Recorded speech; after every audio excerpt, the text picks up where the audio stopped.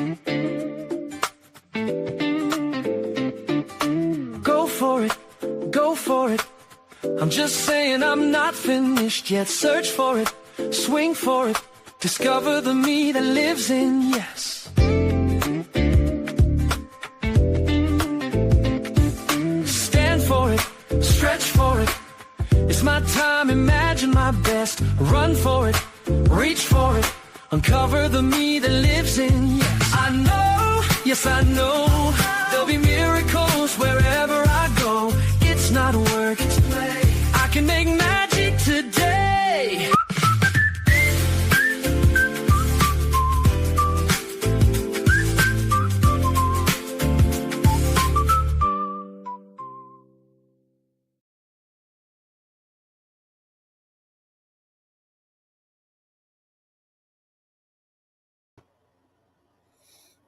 Hi, everyone. Welcome to Senior Nation. I'm your host, Phyllis, Ayman, and you are listening to the Source TV Radio Network, WTSN, Washington, D.C.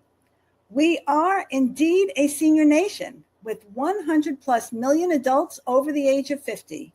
And we are here to bring you up-to-date information about successful aging, healthful longevity, and what I call becoming a well-ager, to dignity, respect, quality of life, and quality of care for our parents, our grandparents, and loved ones. We at Senior Nation will be your trusted voice for informed choices, meaningful conversations, and a vibrant life at every age. Though the Source TV Radio Network, it's known for its dedication to bringing the highest level of jazz content to the viewing and listening audience, the owners of the network are also dedicated to bringing this important content to this fast-growing demographic, and I'm always grateful for the opportunity. Senior Nation is about the aging experience, and it's an obvious statement that if fortunate enough, we will age. That obviously includes musicians and performers. So this month, I'm focusing on the experience of people in the entertainment industry. So let's begin with today's show. I have to be honest, I am a little starstruck introducing tonight's guest on Senior Nation, Walter Williams, one of the founding members of the O'Jays, who's agreed to share his time for a conversation with me. And admittedly, I've been a big fan of the group for decades. Walter Williams' story is amazing and inspiring. Walter is an icon and legend in the music industry who was diagnosed with multiple sclerosis at the age of 39. And he was determined to continue performing despite the challenges that the disease presented. He tells the story of how and when the symptoms first appeared, the steps he took to continue performing, and his lifelong journey with the disease, which to this day flares up from time to time. It's not only a story of one person's resilience, but also a reminder that we never know the challenges another person is living with. We take people, and especially performers, at face value and forget that their personal challenges are no different than ours. And it's a reminder that our mutual challenges are part of the human experience, and that the greatest thing we can do is to have empathy for one another. So I now present to you Walter Williams. Hello, how are you? I'm doing, I don't want to say I'm speechless, but I think I'm a little speechless. Oh, not again. And as people know, I'm a speech and language pathologist, so that's kind of an oxymoron, right? Uh-huh. But thanks so much. I mean, it's such an honor. As I was saying, the other day, and as I was telling people about having this conversation with you, like, who would have thunk it? I started out as a speech pathologist in nursing homes, and here I am interviewing Walter Williams. That's a crazy journey. But it's real life. But it is real life, and thank you so much. And, I want you to talk about, your journey with the disease process, but I really want you to also talk about, how you started in this business and, the length of your career, because as you told me the other day, you're going to be 82 soon, and you're still performing and you're vibrant. And that's part of what I'm bringing to the table with this show. Okay. So How'd you start? Well, there was a group of us that just used to get together and harmonize, and especially at school and during the times that we would have our exams, we would be in the cafeteria a lot. And in the boys' bathroom, there was a lot of marble, so it gave the sound of being in some kind of echo chamber. We used to harmonize in there a lot and sing a lot in there, and we loved that sound. We didn't really understand what was happening, but we loved that sound. On our way to the park, Cook's Park in Canton, Ohio, we would always be singing and clowning around, and there was this store owned by the Javases. They were Greeks that had a really nice little supermarket. And the guys, a couple of the sons, heard us singing as we would go by. And they told us one day, we wrote some songs and we would like to know if you guys would be interested in singing these songs, and we will take you to Cincinnati to King Records to see if we can get a deal. Wow. So, yeah, and that's how it happened. They took us to Cincinnati. We talked to the guy there named Sid Nathan, and he signed us right on the spot. And we also had songs that were originals, and we got a chance to present our songs as well. We cut a whole album that day because he called in two of his producers, one named Reed, one named Glover, and they wrote down the chord changes, and we went into the studio and recorded all of the material that we had. What age were you then? What age I was 16 years old. Wow. Wow. And they gave us a recording contract. Eddie used to keep his in his back pocket just for evidence and proof when he would be bragging. My dad, who was a frustrated gospel singer himself, wouldn't sign my contract. He says it's a dream. It's not going to happen for you. And just so happened, thank God, my grandmother was there that day, and his mom. And she told him, opportunity knocks once. Right? If you don't sign it, I'm signing it. And so that's what happened. And he told her, well, since you're going to take over like that, he can't live here anymore. Get out. Oh, yeah. He was adamant about it. And she told him, his name was John Wesley. They called him JW. She said, JW, I have a house and he can live with me. Wow. And I grabbed my hanger and I went to her house and I lived there for almost a year. And then we all got in the car, because when that album came out, there was a disc jockey in Cleveland that really liked it and offered to manage us. His name was Eddie O'Jay. Oh, right. And he had connections in Los Angeles, a guy by the name of H.B. Barnum. His real name is Heidel Brown Barnum, and he liked it as well. And he had a label called Little Star. He had done amazing work in Los Angeles with different acts, different groups. He actually ended up being Aretha Franklin's musical director, among other things. He played a lot of instruments. And when we got out there, he recorded us again. Wow. What a story. It was, kind of so-so. A lot of things happened on the way to that and in between that and all of that. Things like after King Records and nothing really happened, Eddie O'Jay took us to Detroit. Mm-hmm. And we had a meeting with Berry Gordy. Right. And the deal that he offered, Eddie didn't like it, but Eddie's wife, Barry's wife, they called her Peaches. Her name was Thelma, and she had a record label, so we signed with her. And probably 2 or 3 months later, I was in Cleveland listening to the radio, and they said, "Here's a good one by a new group called the O'Jays." So Eddie had Oh, told them when we left, we don't have a name right now because he didn't like the name that Sid Nathan gave us in Cincinnati. Sid wanted a 2-syllable name, so he named us the Mascots. And Eddie didn't like that. And so he said, just call them OJ's Boys for now, and we'll think of something and we'll let you know. Well, we got stuck with OJ's. that's an interesting story for Uh-huh. sure.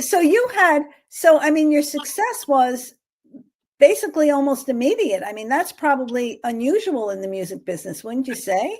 I would say if it actually happened that way, we didn't get a hit record until probably years after that. Eddie and I wrote a song called Lonely Drifter.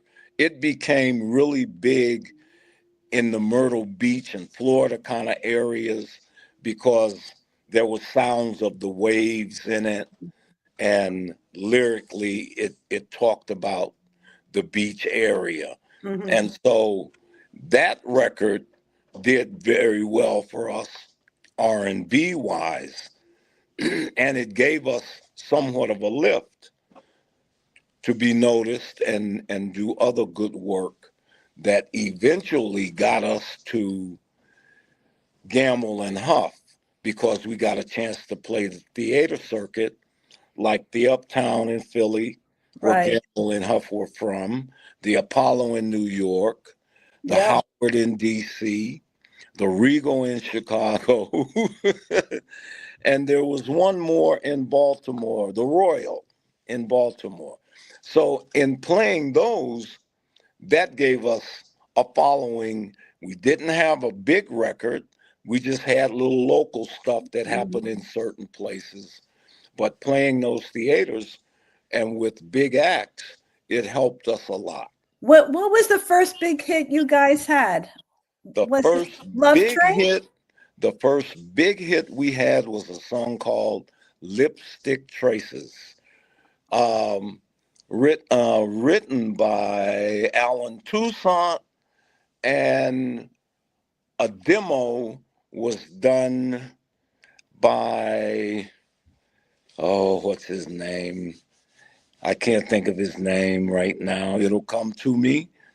But it was Lipstick Traces.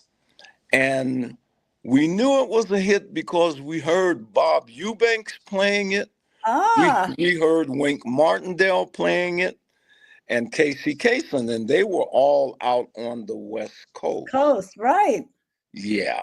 And it did very well for us because it got pop attention as well as R&B. Mm-hmm. Oh, and the guy that sang it was named Aaron Neville. He did a demo. Aaron Neville. Oh, just a guy named Aaron Neville. Just Yeah. saying. Just He saying, did a a guy demo named on Aaron it. Neville. Exactly. So, but what was was Love Train the first major hit you had? No, I would say Backstabbers. Oh no, was the Backstabbers. Yeah, the first major, but Love Train is the biggest to date record we had. I think 2 or 3 million in 2 or 3 weeks, I was told. So, and it still has that kind of impact when we perform it live. Right. Well, I think Backstabbers was the one that was really the one that catapulted you, right? I love that song, by I the way. think so. I would say so as well. It's very appropriate for our present times, but we won't go there. Right. But so I mean, I mean, that's an incredible journey. And here you are at the age of 82 and you're still performing. And that's an incredible feat. So do you mind if we go back a little bit now and talk about, when you started noticing the symptoms of multiple sclerosis, which just for the audience, it's a disease that attacks it's an immune disease really that attacks the covering of the nerves really. That's called the myelin sheaths, as you know. Yes. But can you talk a little bit about it? Do you feel comfortable doing that? Sure. We were rehearsing in Las Vegas with Charlie Atkins, who's a well-known choreographer and dancer himself. He was a tap dancer, and his act was Cole and Atkins, Honey Cole and Charlie Atkins. Fantastic. I I remember them. Unbelievable dancers.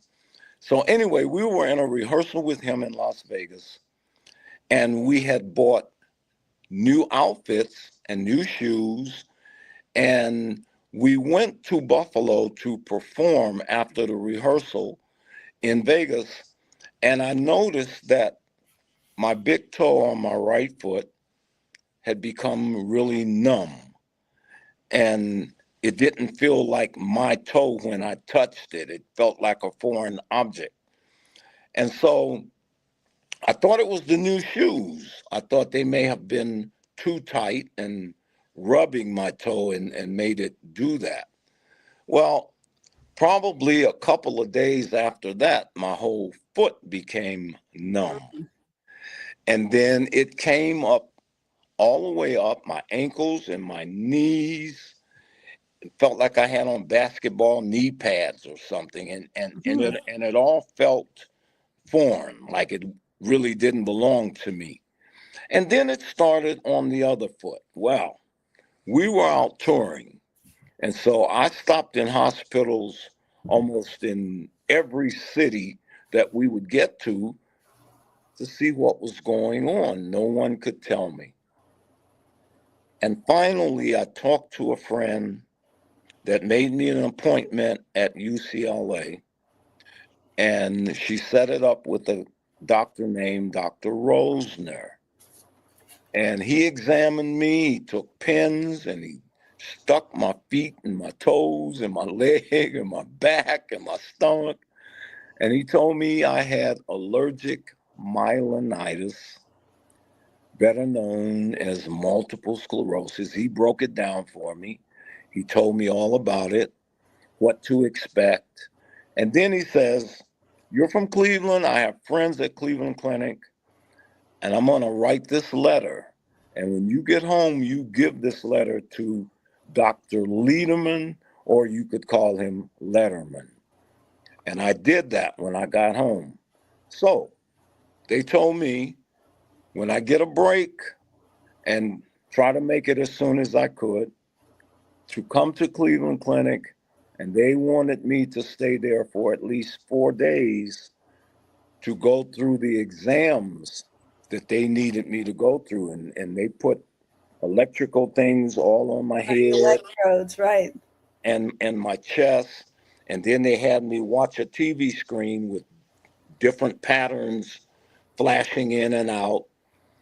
And that took a day or two, and that wasn't really decisive or conclusive. And then they said, okay, we should probably do a spinal tap, go in and get some spinal fluid. This won't hurt you. We'll show you how to kind of ball up in a fetal position, right, so that it opens up the vertebrae in your back, and we can go into that spongy stuff in between the vertebrae, right, and draw fluid. And I did that.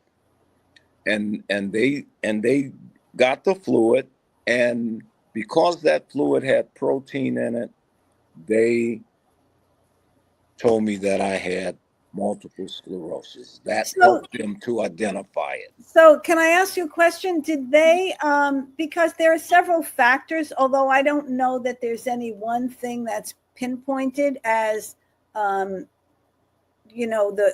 cause of the disease. Oh, I think we lost Walt here for a second. I think we lost him on the screen. I don't know where he went. Oh, so I'll just talk about it a little bit.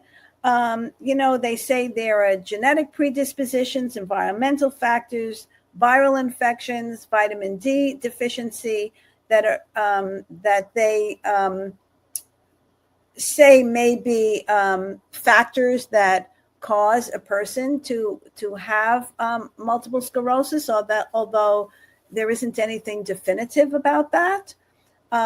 Also, there are different types of multiple sclerosis. So I'll just go through that a little bit until we could get Walt back. And I think one of the first kind, which is called relapsing remitting multiple sclerosis. So I'm reading from my notes here to make sure I say it accurately. And from my conversation with Walt, I think that's probably the kind of multiple sclerosis he has, because it starts slowly, and then there are remissions, and it kind of lays dormant for a very long period of time. It could be up to years, and it doesn't necessarily progress very rapidly the way some of the other forms of multiple sclerosis do. And then after that, and 85% of the people that are diagnosed with multiple sclerosis really wind up with that as the initial diagnosis.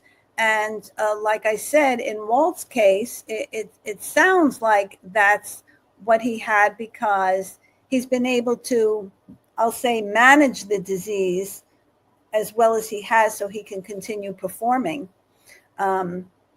And then from there, sometimes it really, there you are. Yeah, we got separated there for a minute. Yeah, that's okay. Well, I was going through the whole MS thing. Yes. And I was, I was saying that although I had asked you if they had ever told you what type of MS you had, that from my reading about it, then in all likelihood you had what is often the first level of diagnosis, which is called relapsing remitting multiple sclerosis, which can become dormant and last for many, many, many years. And then there are just intermittent flare-ups. And then 85% of the people from my reading are diagnosed with that type. But then for many people, about 50% of those people, it progresses over time, and it can, the symptoms slowly worsen. But it doesn't sound to me from our conversation that that's really what has happened to you. So let's pick up where we left off, though. Okay. And so you were saying about Cleveland Clinic and how they diagnosed you. And so I was saying that, from my reading, that there are genetic predispositions, there are environmental factors, viral infections, and sometimes vitamin D deficiency. I don't know that they can determine what actually causes it, but did they determine anything like that in your case? They did not.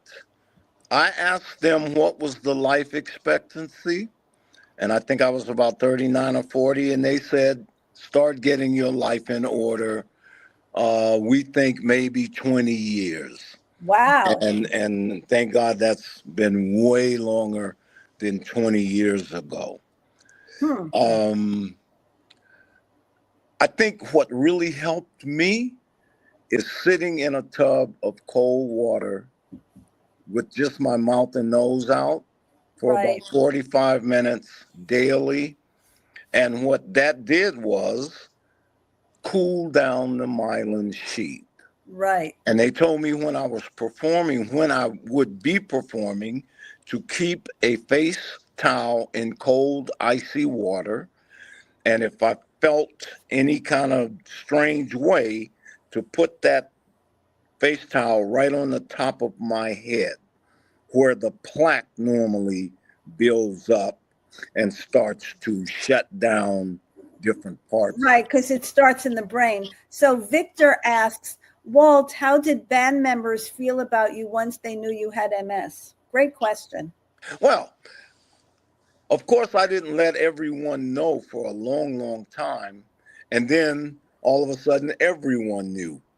And they would ask me different questions about how I was able to continue to perform. And I would just tell them, my feet are numb, my legs are numb. I can keep up, but a lot of times my balance was horrible. So Mr. Atkins would have us doing spins and places where I would have to be at a certain time pertaining to what lyric.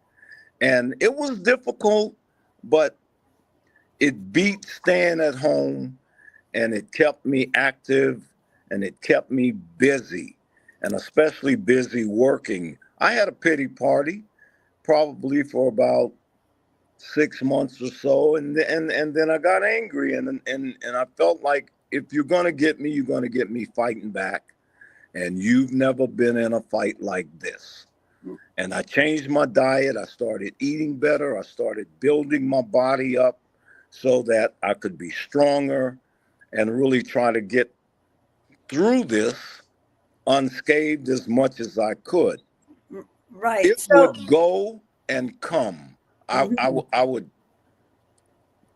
It would just totally go away sometimes, and 6 months, 8 months later, it would come back just like it had never left. So Lester says, I've been to several OJ's concerts through the 80s, maybe even the 90s, and I never knew you did all the routines. I guess he never, I would assume that he meant that he couldn't recognize the fact when you were doing the routines that you had that. So I told you myself that once I found this out, I went back and started looking at the videos.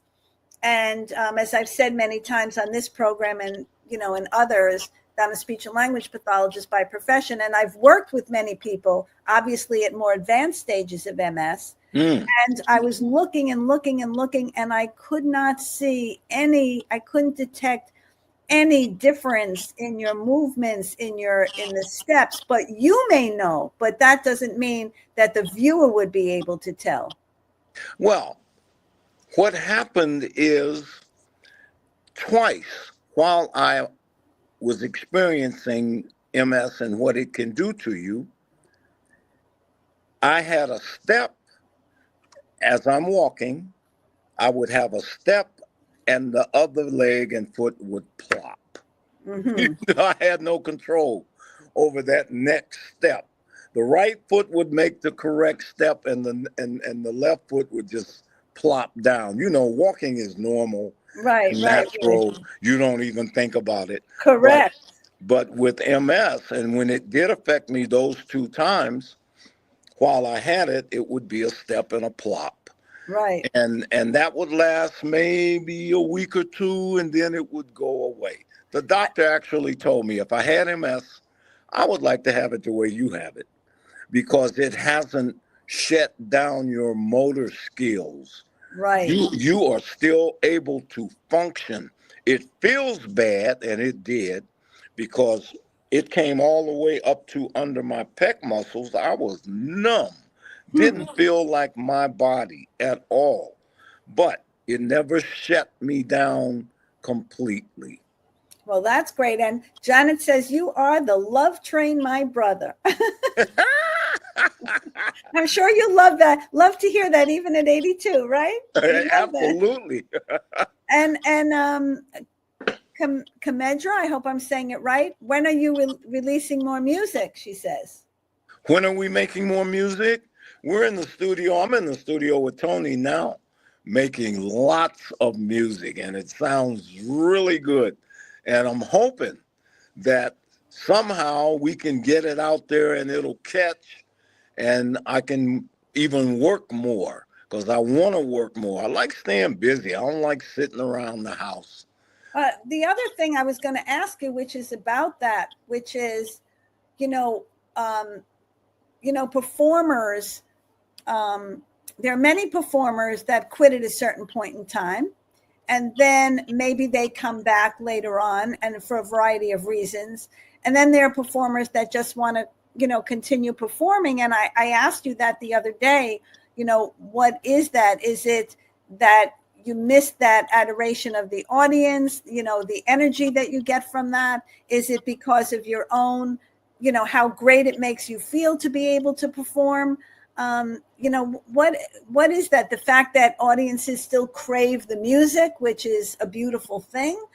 I think that's a huge part of it. I love seeing people react and respond while we're on stage performing. They love these songs, and they make all kind of statements, like my children were created on these songs. I think that's the best compliment ever. Right. So that love for it, I think, is what keeps me going and keeps me interested in it. And I think it keeps me young to some degree because of all of the activity and movement and all of that. I think it keeps your body in good shape. So yeah, I agree. What other kind of adjustments did you have to make? You talked about healthy lifestyle. I mean, we talked about this the other day because, many foods that people eat contribute to inflammation, which obviously is part of this disease process. But before we do that, Andy says, is that Edwin Tony Nicholas you are working with? If you are, he's one of the greatest soul songwriters of the past 30 years. Well, we're going to be introducing him a little later. So, Andy, stay tuned. Yes, that is Edwin Tony Nicholas that I'm working with. And he deserves all of those accolades. He's really in tune to what's going on today, and certainly in tune to what music and what music style is being played today, even down to the instrument and the sounds of the instrument. And so he keeps it new and fresh, and I love working with him. Yeah, that's cool. So getting back to the lifestyle changes that you had to make in terms of foods, let's say. And that's not only for MS, but there are many foods that obviously contribute to inflammation that it would be better to avoid. I know myself, you and I had this conversation. I don't eat fried food so much anymore. Very, very, very, very rarely. I can't tell you the last time I had a piece of fried chicken. I had some today. I know you told me that. But listen, at 82, what the heck? You might as well, right? You might as well enjoy it. Exactly. I changed my diet. I didn't used to eat a lot of vegetables. Now I love vegetables. I love salads. What I was told is ketchup and tomato has things in it that causes inflammation. Correct. Around the joints, your ankles, your toes, your elbows, your neck. And I have arthritis in all of those places. So they told me, get away from eating so much tomato substances like ketchup or tomato itself. I haven't totally discarded tomatoes because I love them in my salads. Me too. But I've cut back. Interestingly enough, several years ago, and I don't remember, it's not capsaicin is it capsaicin that's in tomatoes? I don't 100% remember off the top of my head. But several years ago, I had some elective surgery. And the doctor who performed the surgery, he was, I'd say, had more naturopathic tendencies than most other doctors that I've experienced in my life. And he gave me a list of foods that I should refrain from eating for 2 weeks prior to the surgery because they were either blood thinning or they contributed to inflammation. And when I went to the doctor for the pre-surgical visit, and I showed him the list, he said, well, what can you eat? It was so exhaustive. I don't think that we even realize how many foods contribute to inflammation or blood thinning. And, if we were more aware of that, maybe we would manage the conditions we have a little better. I'm just saying. Well, they told me to also stay away from the artificial sweeteners Right. because they do a job on you over a period of time as well. So I think all of that is really good information. And if you can do it, at least cut back on it. Right. Sugar is another one that's really, it's deadly, right? Yes. And I have diabetes. I'm diabetic, and I have cut back on sugar, although I love rice, I love spaghetti, but I have to do it in moderation. Right. So Lucinda says, I have MS. Do you do any special exercises? And if so, how often? I walk a lot. I walk now. I used to walk every day, but now I walk 3 times a week. And I try to walk at least 40, 45 minutes, a brisk walk. Mm-hmm. I do it mostly indoors. I just walk around the house, inside the house for at least 40, 45 minutes. I used to do an hour. I think 40 minutes gets it done, and work up a sweat and take a nice shower, and I feel good. What about you did tell me also that you did do some resistance exercises. Didn't you tell me that you did some bodybuilding, muscle building kind of exercises for a while? Not with the weights, but basically things like sit-ups and push-ups, my own body weight. Ah, okay. So Lucinda says, me too. I walk every day, but on a treadmill, listening to guess who? My OJs. Very cool. Very Thank you cool. so much. Very, very cool. Keep the music alive. That's what we have to do, right? Yes, that helps. And then after a period of time, I know you were doing these cold baths, and then at some point you started taking these injections. Can you talk a little bit about that? Okay, I was told that Avonex interferon was helping people with MS.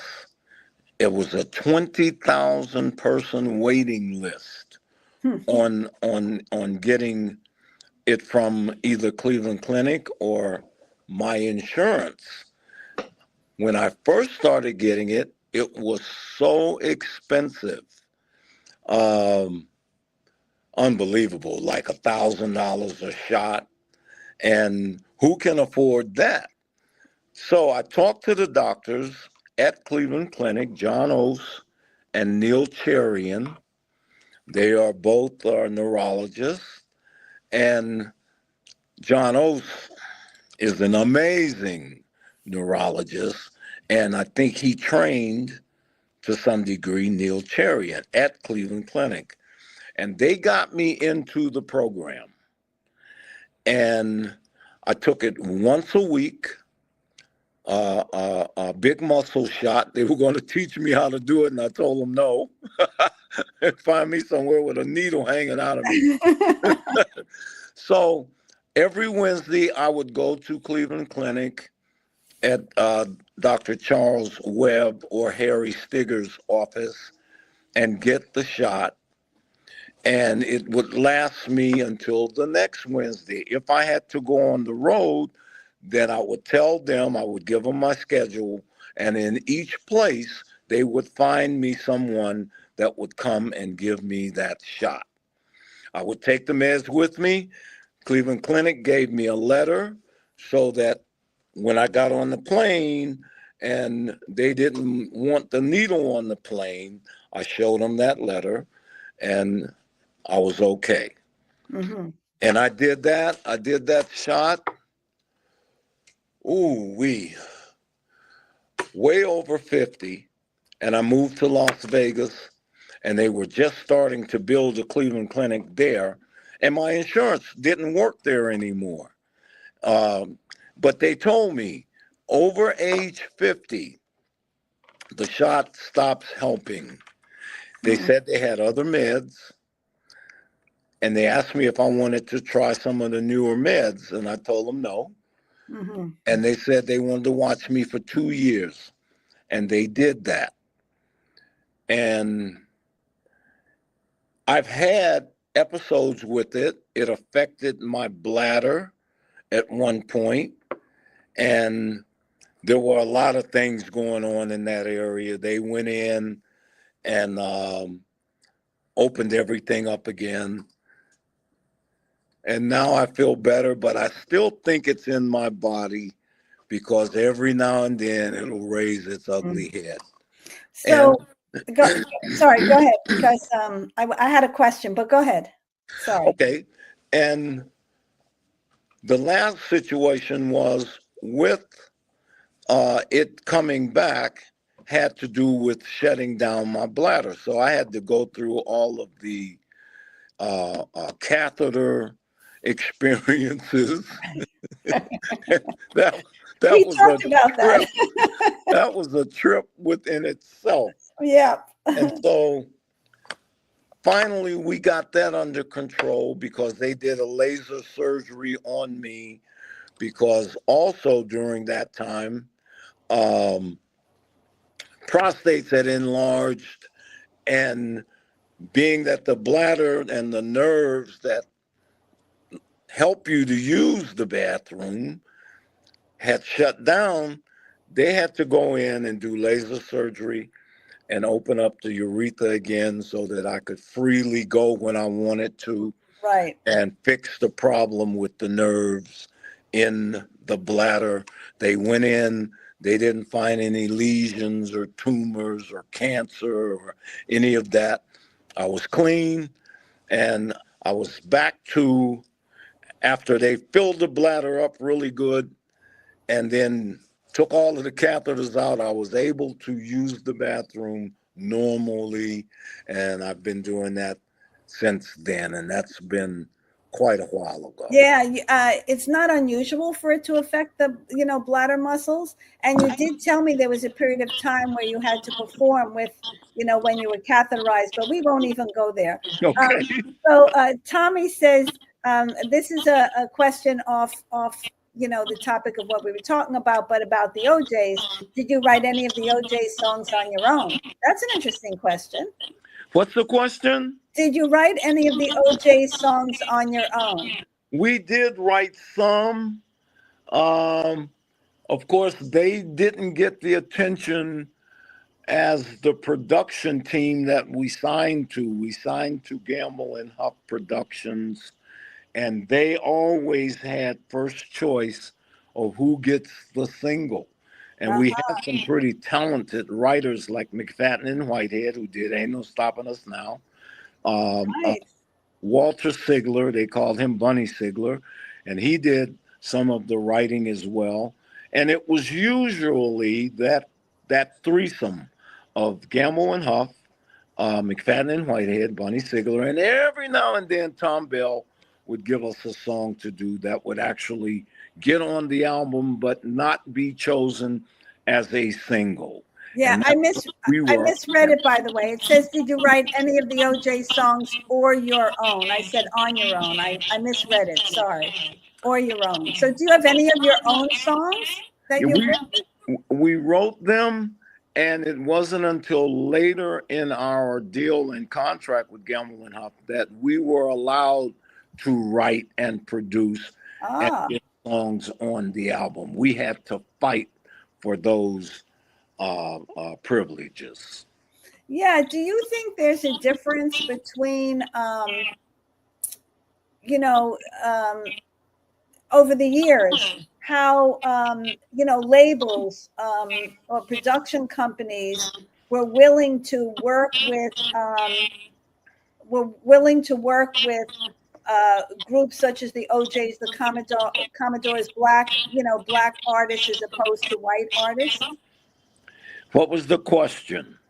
I said, do you think that, what was your experience with production companies or record labels? Were they more willing to work with, and there seems to be an echo in the background. I don't know what that is now.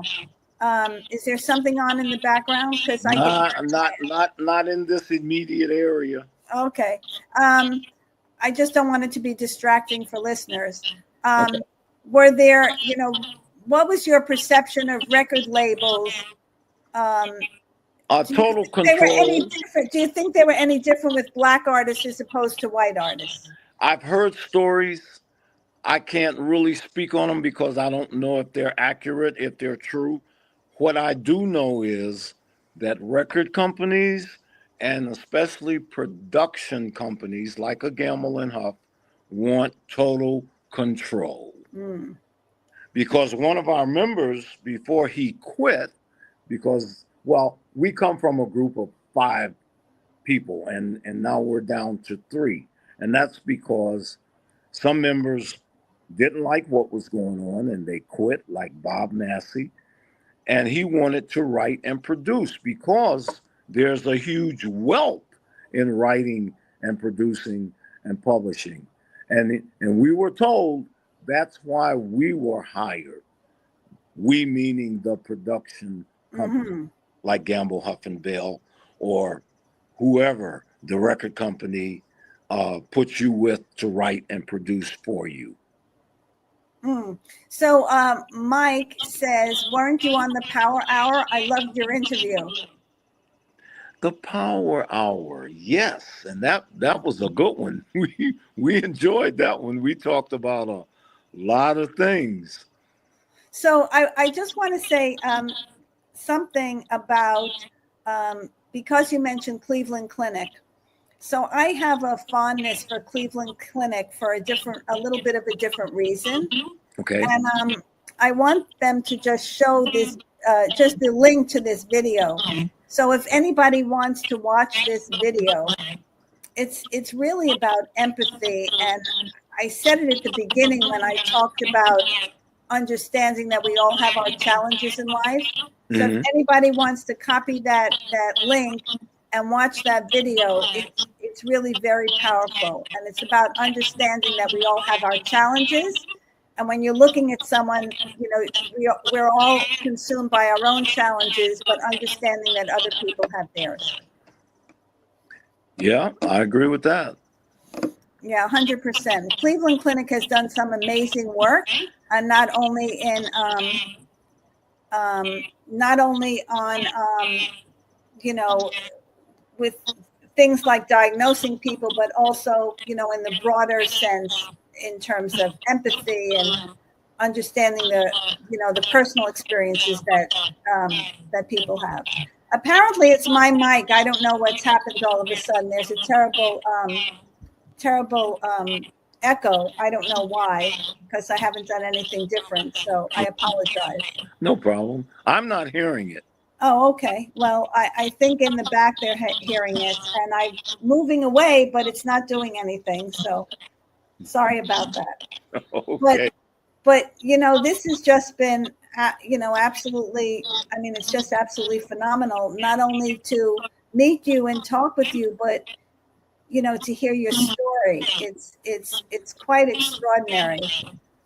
Well, thank you. I'm enjoying it.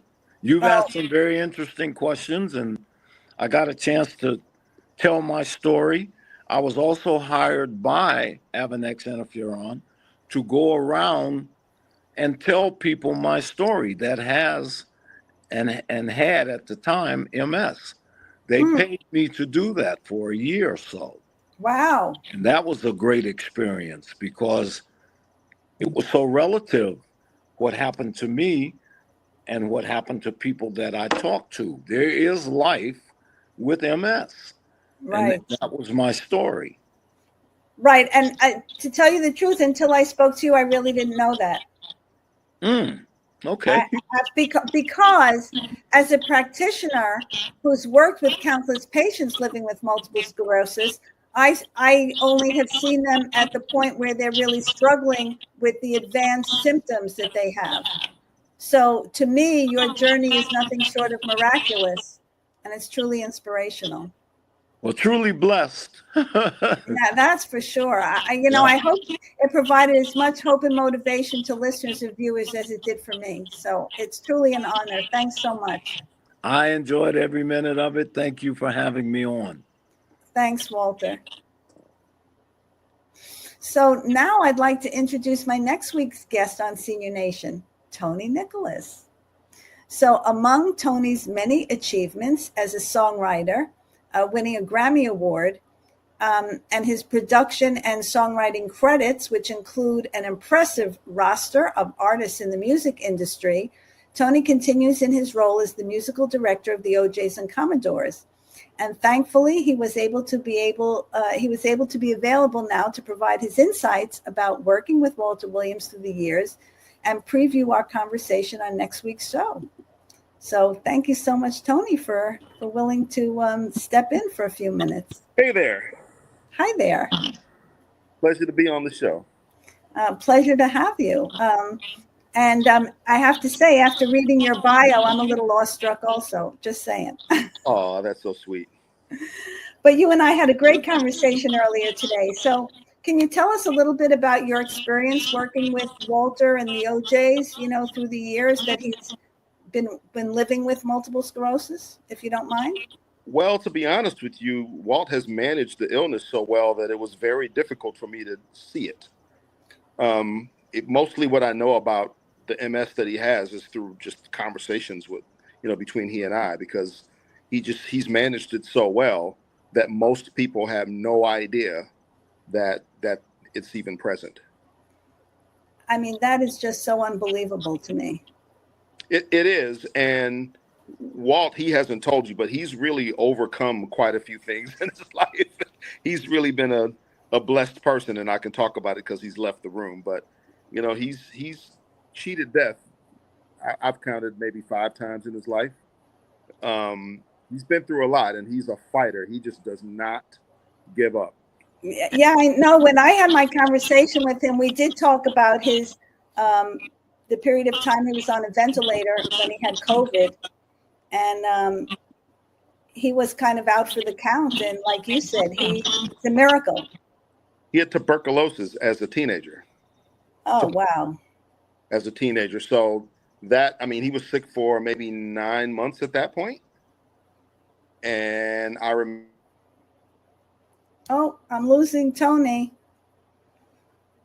I guess we're having some technological issues this evening because we lost Walter earlier, and now I just lost Tony. And I really wanted the viewers and listeners to hear what he had to say. He was just talking about, and he did tell me this in a previous conversation, about how Walter did have the tuberculosis as a child. Then I think, if I remember correctly, he had been in a terrible accident at one point. So he's cheated death several times. And I guess we're also fortunate that he was able to do that because he's at 82 still performing and here with us and making music. And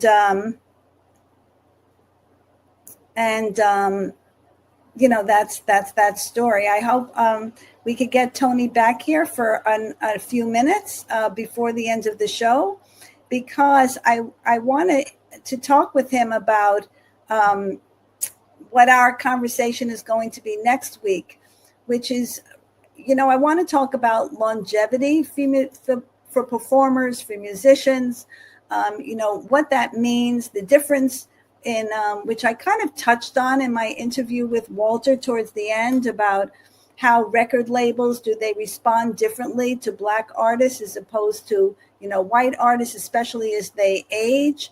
There have been some wonderful artists that really had a resurgence in later years, white artists, especially Tony Bennett and Sting and Rod Stewart. I'm curious about that. We had that conversation, he and I, and he really actually explained to me very well, how some of that happens. But, it's just so thrilling when I go through the videos, of the O'Jays still performing, and the thousands and thousands and thousands of people in the audience and the adoring fans. And it's so terrific, as somebody who's obviously listened to their music through the 70s and 80s and 90s, to still see that. And I think, we all kind of want to, it fills us, and it brings us joy to think about what we enjoyed, in our younger years, even though we also appreciate what we're experiencing as we move forward in life. And for me, that's, a very important message. So I don't know that we're going to be able to get Tony back. So I guess I could, I just want to sign off now and say, please join me on August 13th when Tony Nicholas will be my guest. And I'm looking forward to the conversation, as I say, about longevity in the music industry and, the record labels and, the different experiences that people have across ethnicities. And also the toll that it takes on performers, on their body and their voice. So remember to tune in, comment, and ask questions on August 13th at 7 p.m. Eastern Time on the Source TV Radio Network. Until then, take care, stay well, and stay tuned. I will look forward to seeing you next week. You're back. I've been back. I could hear you. I was like, come back, I can hear you. Well, at least you came back in time to say goodbye. That's cool. So what are your parting words? What are your parting words of wisdom, Tony? Well, I would only wanted to address one question that you asked, and you were talking about Black music. And I would say that the first time I noticed a difference in the way Black music was treated is when I first became a producer, and I realized that a lot of Black music, record label executives would request remixes, and I was wondering why Guns N' Roses never got remixed, or any number of other acts that I knew. They when they turned in the record, it was what it was, and the record label accepted that and promoted that music. But some Black artists might turn in a record, and then they would hire whoever the top guy was at the time to put a remix on it, and it suggested the music being disposable to me. Mm-hmm. Which I thought was, or microwavable or what have you. And I don't know that I thought that was very respectful.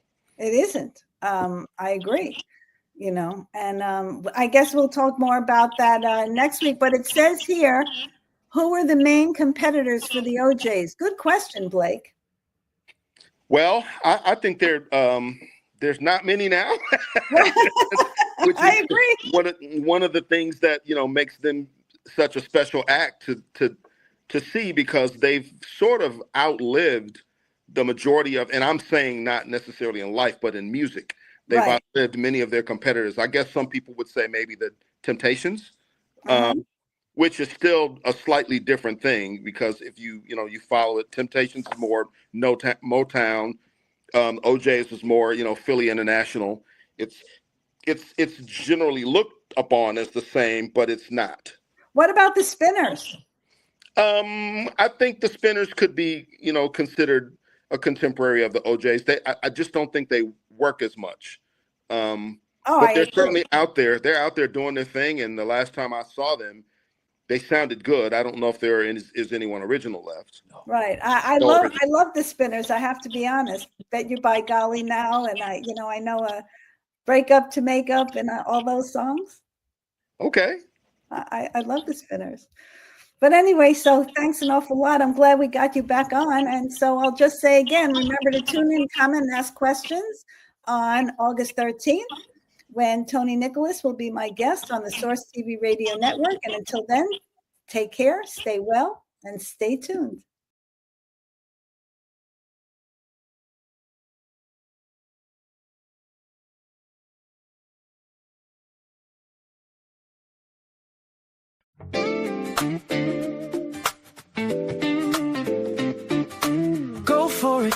Go for it. I'm just saying I'm not finished yet. Search for it, swing for it, discover the me that lives in yes. Stand for it, stretch for it. It's my time, imagine my best. Run for it, reach for it, uncover the me that lives in yes. I know, yes I know, there'll be miracles wherever